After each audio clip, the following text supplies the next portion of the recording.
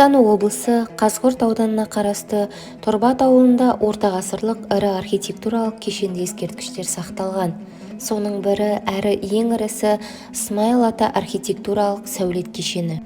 Кесене 10-11 ғасырларда ғұмыр кешкен исламдық сопылық ағымның көрнекті өкілі шейх Исмаил атаға арнап салынған.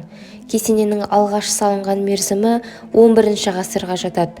14-15 ғасырлардағы Тимуридтер династиясының заманында кесене қайта тұрғызылып, архитектуралық кешенге айналған. Архитектуралық кешенге 2003 жылы реставрациялық жұмыстар жүргізіліп, біршама жөндеу жұмыстары жүргізілген. Оған дейінгі құрылыстың күйі өте мүшкіл болған еді.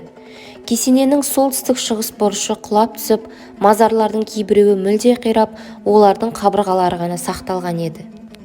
Алғаш салынғанда 9 күмбезі болған кесене кеңес үкіметі жылдары жабылғаннан кейін төбесі жарамсыз болып қалғандықтан қайта тұрғызуға мүмкін болмады да бір күмбездік болып жасалынды. Архитектуралық кешен 1976 жылы мемлекеттің қамқорлығына алынып, тарихи-мәдени ескерткіштер тізіміне енгізілген.